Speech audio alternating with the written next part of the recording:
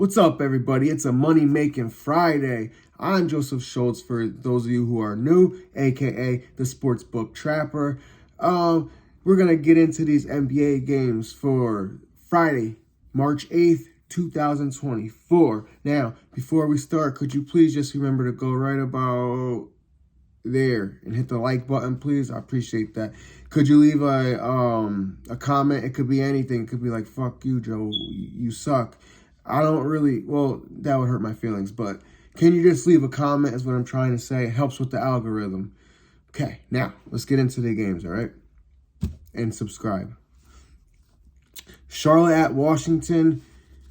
A lot of people are like two teams trying to lose, whatever. How can you bet on that game? And usually I'm kind of one of those guys that's like, yo, that's a 1-800-GAMBLER number. Like, if you're betting on a game like that, go get some goddamn help, right? You sicko. And that's what I thought I was going to say, too. I did a live show for the company I work for, whatever, earlier. And I thought I was going to say, I can't exactly say that, but I was going to say, like, I'm staying away from this game. And as I did my research, I think I found some value in it, right? So these two teams are playing a home-and-home series, it's called. The NBA's been doing that more and more the last couple seasons. But they'll be in Washington tonight, and they'll be in Charlotte tomorrow. Two of the worst teams in the NBA. Washington is the worst at 9-53. Charlotte's not far behind, or should I say far ahead, at 15-47, which is third worst. Now, the reason that's important is because of the draft lottery. I looked up who has the rest advantage. I looked up who might have motivation. I looked up who's been home more often than the other. And all that stuff, to be honest, it really doesn't matter in this game. With 20 games left in the season, the only thing that matters to these guys is improving their draft lottery chances. Charlotte can lose both of these games to Washington, and then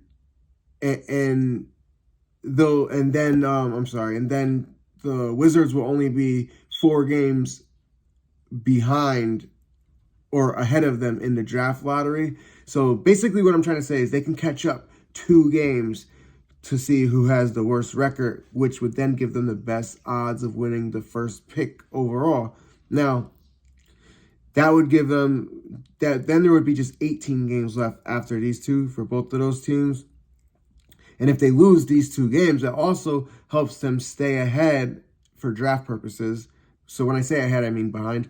Helps them stay ahead, the Portland Trailblazers, and gives them an outside chance to catch the Pistons, right? So they could end up, if they lose enough games, especially these next 2 games, they have a decent chance of having the second worst record in the NBA, therefore having the second best chance of getting the number 1 overall pick. That's what the fuck I'm trying to say.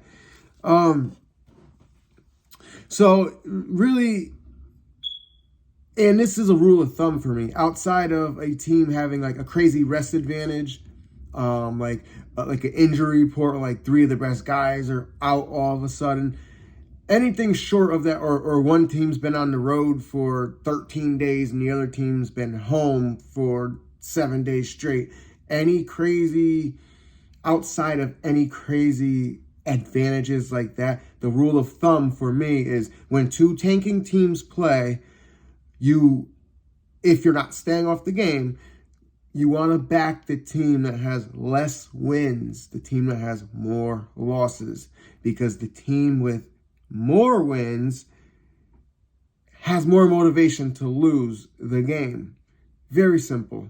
So if you're going to bet this game, I think you grab the 2 points with the Charlotte Hornets. I'm not betting it, but I could see the thought process that would lead someone to place that bet. Pelicans, 76ers. The 76ers are at home and they're catching 8 points. Now, obviously, they'll be without Joel Embiid.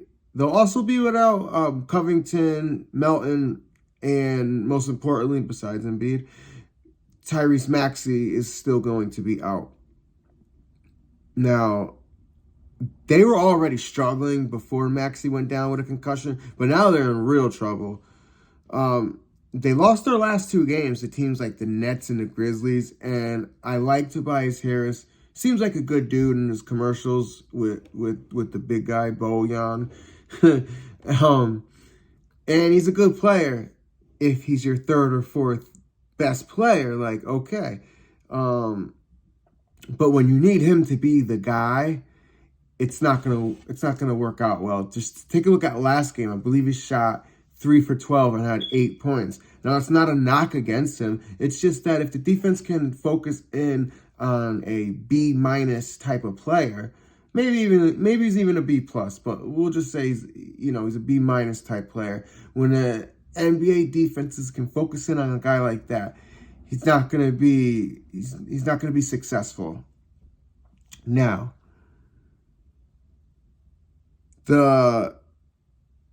now they step up in competition, right? Because they just played the Grizzlies, and he struggled like that, and the team struggled and lost the game. And now they're playing the Pelicans. Now, the Pelicans do fuck around and lose some games that they shouldn't, because they're a really good team. They play defense really well. They got long wings. Like, they're a problem. If they ever get their shit together, they could be a top team in the West. So they step up big right here in competition. Now, the Pelicans, you're thinking maybe they look ahead, they overlook the 76ers because they think, oh, we got this. But I don't think so. And here's why. The Pelicans are 5th in the West, but they're only 1 game up on the 7th place team in the West, which would be a play-in tournament spot. So they don't want to fall down 2 places or more, and they could do that in one night if the right couple teams win and they lose a game. So for that fact, and there's a couple other things I won't even really get into, but for that fact right there, I don't see them overlooking the 76ers in this game. Now, the odds makers opened this line up at Pelicans -4.5. Oh, sweet baby Jesus, why was I asleep last night? Usually I'm up, like, getting these bets in. Sometimes you want to wait for lines to move a certain way, but you want to grab the ones you like right away. And that's what I usually do, but I had to sleep in last night. And when I woke up this morning, I was sick, because that would be amazing to have the Pelicans at -4.5. So it was immediately bet up to as high as -9. It's back down to -7.5. I still like the Pelicans at -7.5. It's just not like a multi-unit play that it would be at -4.5. But I see the Pelicans winning by double digits in this game. Now, we're going to the streets of Cleveland here. Cleveland's laying a point. Oh, I just placed this bet. It just started moving, and actually, I don't really know why it was moving so much, but I think it's up to Cavaliers -2 or -2.5 against the Timberwolves. Now, obviously, the Timberwolves will be without Karl-Anthony Towns because he's having surgery on a meniscus. The Timberwolves are coming off an incredible win last night. If you guys watched the game, it was really cool. Aaron Nesmith had a potential game-tying layup, basically the whole length of the court, and Anthony Edwards pinned that shit on the backboard and saved the game for them. But when he jumped first, he hit his head on the backboard and rim. It was funny, too. He's quoted as saying, I never jumped so high in my life. I thought that was pretty funny. But he also, on his way down, took an ugly spill. So it is also the second game of a back-to-back for the Timberwolves. And he played 39 minutes last night. So when I was doing my notes, it says right here I wouldn't be surprised if he popped up questionable or missed the game. And as I was as I was doing the last show for the company I work for, he popped up questionable. So I don't think he's going to play, because why give him that designation if you don't plan on sitting him? They have to at least give some forewarning. So that's probably what's happening here. Rudy Gobert also played 40 minutes, and they're on a back-to-back. Nobody else really played too many crazy minutes. But the Cavs will obviously be without Mitchell, Mobley, and Strus, which is probably the reason why this number isn't that big. I don't think 2.5 is crazy. But that's because they're missing so many key pieces. Because other than that, this spot screams Cavaliers. Karl-Anthony Towns is out. The Cavs have the rest advantage. It's a triple revenge spot for the Cavs because obviously if it's triple revenge, they lost 3 times in a row to the Timberwolves. It's also a possible look-ahead spot for the Timberwolves with both of the LA teams on deck for them, the Lakers and the Clippers. So I take the Cavs in this spot, even as shorthanded as they are. It's the sharp side, guys. Orlando versus my Knicks.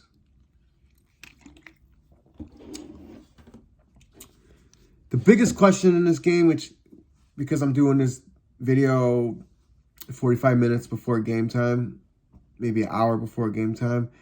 So I said the biggest question in this game will be Jalen Brunson's availability. But the way that this number just moved from Knicks plus 1.5 to Knicks minus 2, I'm assuming that he was announced in the game. So we're going to go under that assumption. And I was already kind of guessing he was going to play, because if he wasn't going to play, I don't think they would have had opened at Magic -1 with how hot they've been. Now, like I said, Orlando's been hot, going 5-0 straight up and against the spread in their last 5 games. They've been really good as favorites too, going 20-5 against the spread, which is 75%. It's kind of crazy. Neither team has a rest advantage here, really. The Knicks have a slight rest advantage, if I'm being honest, because they've had like 3 days off.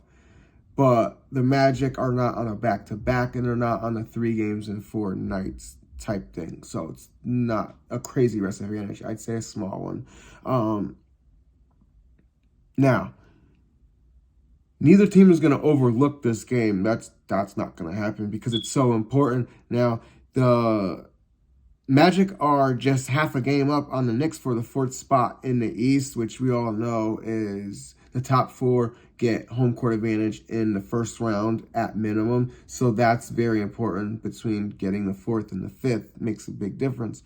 And also, the Knicks are just 1 game out of a play-in spot at 7. So with all the guys out that they have, I love the Knicks, and I could see them falling even further in the standings before it's all said and done. Before we can get guys like Mitchell, Anunoby, and Randall back. I think Randall might be on his way pretty soon, but the other guys have still a little more time to go. Now, this is probably the most important game of the season for the Knicks, and theoretically, it is a triple revenge spot for them, but I just don't think the Knicks have the horses it takes to deal with Banchero, Wagner, both Wagners, as good as Suggs has played. If Wendell Carter Jr., who's questionable, if he plays, how do they deal with all those guys? The Magic are just too deep and too talented. Now, like I said, it is a revenge spot. And I do see sharp money coming in on the Knicks, which scares me a little because I have a hefty bet on the Magic. But I got to roll with the Magic here. I got to stay with my conviction. But I'm going to be honest with you guys. Kind of wish I could get my money back on that one. I got to take like a $90 loss. Not that you guys really care about the numbers, but yeah, I got to take a $90 loss to cash out of that one. So I'm in it to win it. All right. Atlanta at the Grizzlies. The Grizzlies are catching 3 at home. Now, these are 2 of the hardest teams to trust in the NBA and 2 of the hardest teams to handicap in the NBA. Memphis will just sit players out of nowhere. Jaren Jackson Jr. just missed 3 games. And then he played last game, played 37 minutes and scored 30 points very efficiently, too. He looked dominant. that man was not hurt those last 3 games. They just want to lose games. Like, that's just, the NBA, I don't want to go out on a tangent, but the NBA needs to fix that shit. They need to put, like, a tournament for draft picks of the bottom 10 teams, or just give the number 1 pick to the team that finishes 10th worst, and then give the second pick to the 9th worst, and just go from there. And that way, the bottom 10 teams will be incentivized to win games at the end of this season. That's crazy, right? Anyways, so the Grizzlies have the 6th worst record in the NBA, and it's a lost season. So I'm sure their only focus is on improving their draft lottery chances. So you can't really trust them to put their best lineup out there. Now, at least I guess we can say we know Atlanta is trying to win, right? For whatever that's worth, because they are in the 10th place in the East. So technically, they could make the playoffs. They're in the play-in tournament if the season ended today. So as long as they stay there, they have a shot. So I don't see a team like that. They're not going to tank in that situation. So with motivation in this game, I would say you would give the edge to the Hawks. Now, neither team has a rest advantage. There's no possible look-ahead spots for either of these teams. Memphis did beat them in Atlanta. Or I'm sorry, they beat Atlanta 125-119 back in December on the 23rd. So it is also a revenge spot for the Hawks. Now, I'm not betting this game. If I had to bet it, I'd go with the Hawks with the revenge spot and probably the motivational advantage. Next game is the Rockets and the Blazers. There's a bunch of fucking shitty games today. God damn. Portland is clearly in full tank mode. They have been for quite some time. We know they'll be sitting a bunch of guys, some with legitimate injuries, others not so legitimate, right? They're just trying to put out a shitty lineup. They have the fifth best chance to win the lottery as of right now. They have 21 more games left in their season to try to improve those percentages by losing. Now, the writing is on the wall for the Rockets as well. They're 6 games behind the final play-in spot with just 20 games left in their season. They're not catching teams like the Lakers. It's just not going to happen. I don't care if they'd probably have to go like 17-3 to even have a chance, and that's not going to happen. So now I did look up people's draft picks for this year, but I didn't go up. I only looked at really the for sure lottery teams.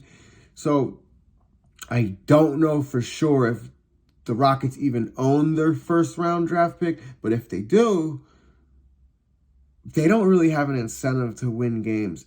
But what I will say is I looked at the lineup, the projected starting lineup for this game, and it's really good. They got 5 really good NBA players in that starting lineup. A couple of them I really like Alphonse Sengun it's like a poor man's Joker, man. That dude's pretty good. But so they will enjoy a talent advantage. They have also won 2 out of 3 of their last games, and they've covered in 4 straight, for what that's worth. Portland actually beat Houston back on January 24th, so it is a revenge spot as well for the Rockets. So if I have to play this game, I'm going to lay 6 with the Rockets in a revenge spot with the more talented lineup. And I was about to say with more motivation, but I guess the motivation's the same at this point. Last game. Probably the second or third best game, I would say, in terms of watching enjoyment. Now, Bucks at Lakers. Lakers catching 2.5. I thought I saw before I came on that number up to like 4 or something like that. So if it's not 2.5, this is when I did my research what it was. Now, the Bucks are like a different team since putting Doc at the helm and trading for Patrick Beverley. Now, they needed some time to put that together. Now, you guys that have been following me know that I called that shit. I said, don't worry, they'll be okay. They're going to go on a nice little run after the All-Star break. After the break. Why after the break, Joe?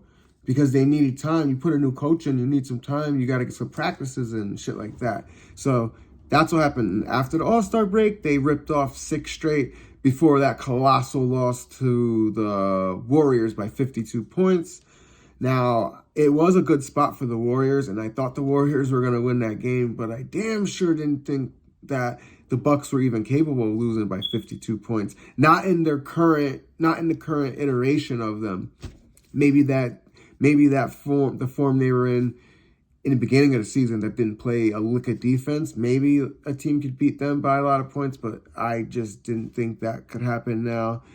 Maybe I had a little too much faith in them. But with that said, Milwaukee did beat the Lakers back in October, so it does set up to be a possible revenge spot for the Lakers. It could potentially be a bit of a look-ahead spot for the Bucks, with the Clippers up next, but I don't really see that happening because the Clippers are not a conference rival and the Bucks are not battling them for playoff positioning. So although they're facing another good team after this game, that's really not what you would consider a look-ahead spot. So,